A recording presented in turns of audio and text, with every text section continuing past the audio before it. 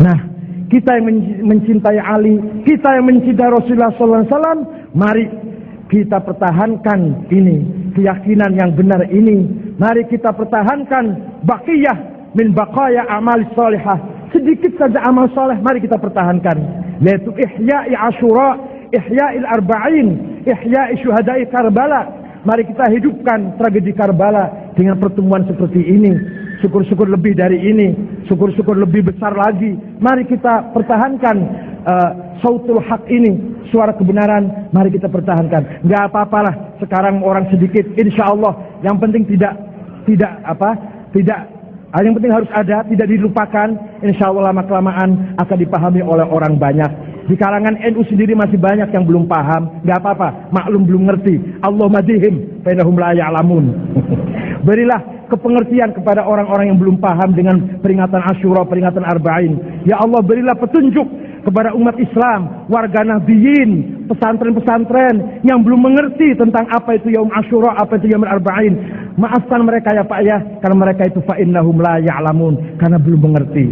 Kata Imam Ali Zainal Abidin, alhamdulillah alladzi ja'ala a'da'ana humaqa. Alhamdulillah musuh-musuh saya itu goblok-goblok semua. Gitu kira-kira gitu.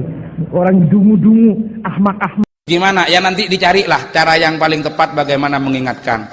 Nah, apalagi memang dari awal sudah ada sedikit perbedaan ya, sejak dari muktamar di Solo, karena Kiai Muhyiddin Abdul Somad juga atas dasar perintah Rois Surya PWNU Jawa Timur waktu itu membagi-bagi CD pidatonya calon ketua umum. Waktu itu calon ketua umum yang pidato ada di Kalimantan, termasuk dari Pacet, ini Mojokerto Kiai Mahfud, itu yang bersama-sama dengan kami pada waktu itu. Nah, kita itu waktu itu kan dukung Gus Solah, tapi kalah gitu di PBNU gitu.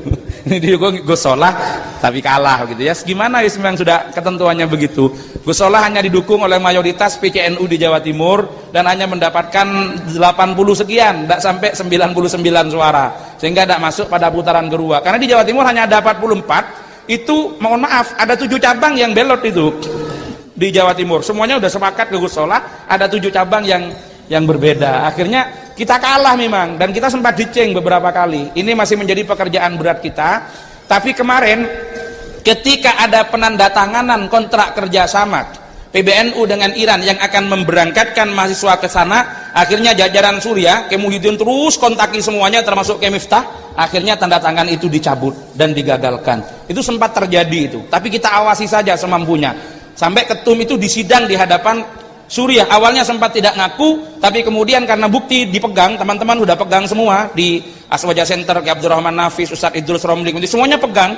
Itu datang kemudian disodorkan melalui Katib Am Kiai Malik Madani yang memperjuangkan di situ. Alhamdulillah kerjasama itu tidak jadi dilanjutkan dan kita larang untuk dilakukan itu. Dan kemarin ini hampir terjadi ke saya. Beberapa saat yang lalu saya ditelepon oleh MUI Pusat.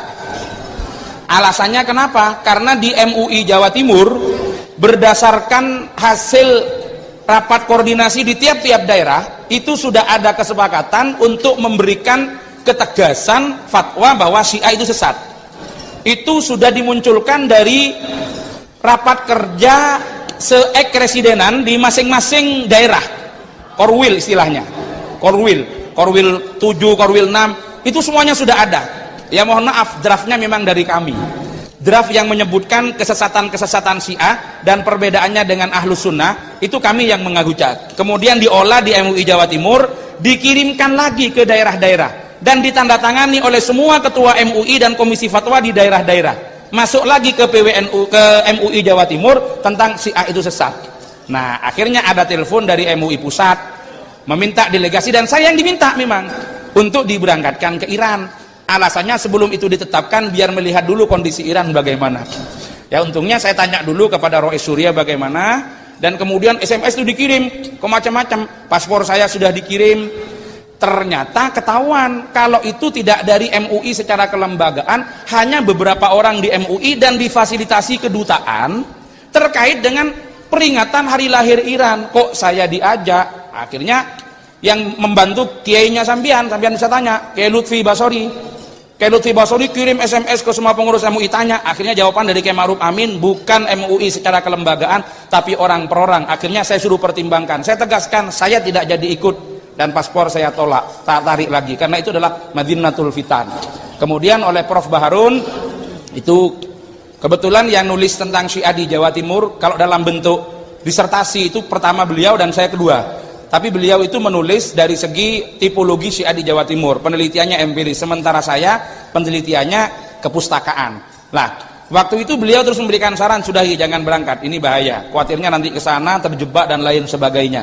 Karena kita tahu bahwa manusia itu punya keterbatasan, al-insan abidul ihsan wal ihsan yu'jizul insan.